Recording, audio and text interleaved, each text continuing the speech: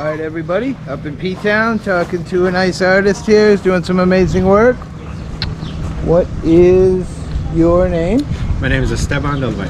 All right, Esteban. And you do this stuff all over, or? I do. I've painted murals throughout the United States and a little bit internationally as well. Oh, wow.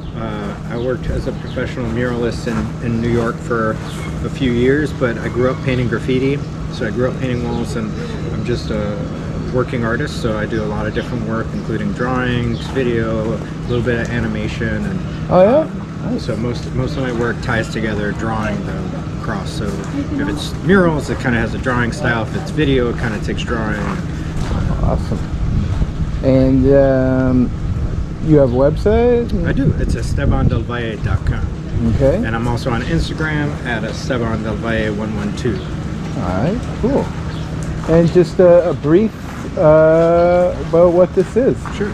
This is the inaugural project for the Provincetown Public Art Foundation. So I've been in town since May 1st. I came in town and began designing the mural. Pat Patrick, the building business owner of Marine Specialties, donated the wall space, and I was given pretty much complete creative freedom to design what I wanted. So I decided to kind of react to my experiences here as an artist, as a visitor.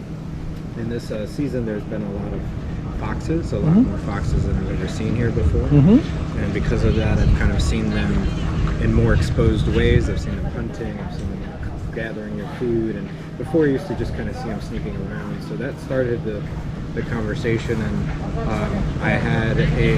while we were prepping the wall, I was working with Sam Tager, and he was telling me about how foxes can be domesticated.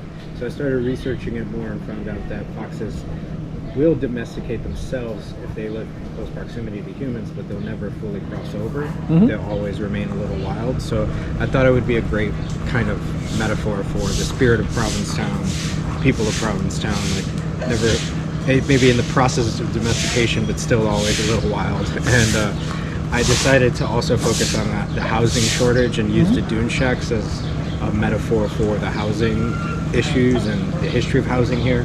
So basically these foxes, which is really terrible right now. Right. I mean, just a quick, I bought my house in the 90s for, $90,000, and down here in P-Town, an 800 square foot house would cost you 1.2 million bucks. Yeah.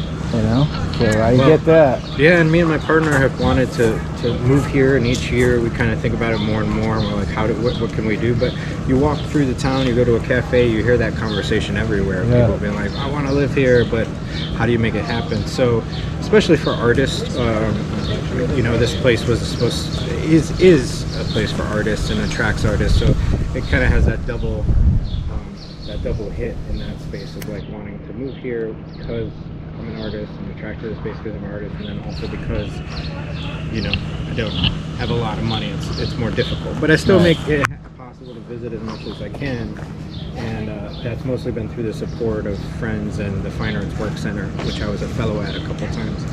And so this main scene is basically like this fox party in the dune shacks, which is kind of exploding because they're crammed in there and the energy is kind of going out, and meanwhile there's a guy on the roof trying to make repairs and fix the dune shack as it's falling apart.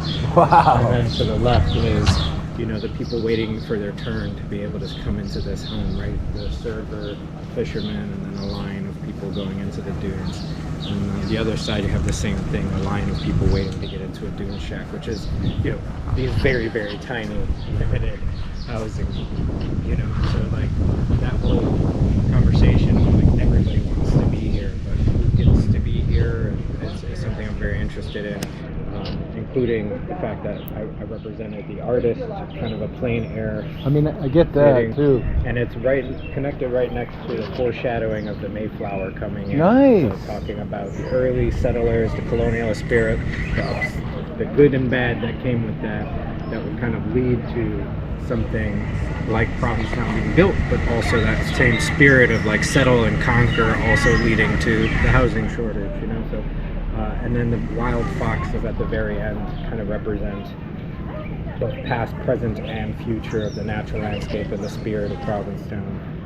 And then the artist easels, that kind of artist is nowhere to be seen, but that's supposed to be open-ended. Like, is the artist the spirit of the fox? Has the artist been eaten by the fox? Is the artist on a stroll, or is it completely abandoned? You know, that's the story. That's a very deep thing. Couple questions. What kind of paint do you use? I'm using mostly exterior Sherwin-Williams duration paint. Okay. It's like a high quality exterior acrylic latex. Okay. And then I use regular artist acrylics too, and some acrylic spray paint. Gotcha. Because I heard you say you did some stuff in your early days. So you using all spray cans and stuff with that? When I grew up, I used to just spray. We still used house paint because we did like the background. We would prime the wall and we would do colors, and then we used spray paint to do all the details. But I think probably like around college when I started like officially studying painting, I started mixing mediums. So I've always kind of used spray paint as I learned how to use other paint tools and stuff like that. Well, you're an amazing person. You're very deep. Can I get your name one more time? Esteban Del Valle. And you have stuff in P-Town? Yeah, I show at Album Road Gallery. I have some work up right now for I think a few more days, and they have a few pieces. And then I actually also did a mural when I was here in 2012 inside the school with the last graduating senior class there. Okay. It was like a community mural project, so that's still up. Is it? Oh wow, I'll have to see if I can get in there and see it, because I do a lot of this public stuff. Well, I really appreciate your time. Nice man, you're a gentleman. I love your work, and I really like even more how you have a meaning to it all. That's amazing stuff. Remind me of your name? My name is Dennis. I go by Hippie Auditor on my channel, so you can find me there, also on Facebook and all that.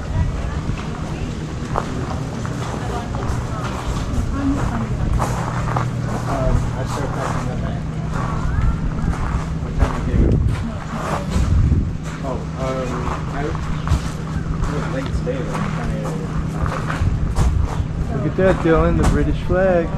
Woot, woot.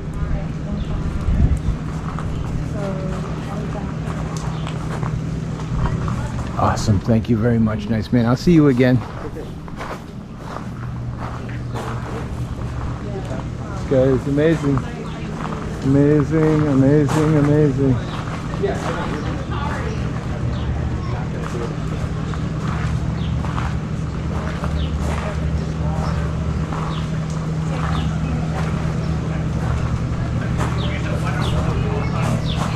Alright everybody, Hippie Auditor here, something a little different, definitely very amazing. This is his name, Esteban Del Valle. He's an amazing person, check out his stuff. You guys have a wonderful day. Peace and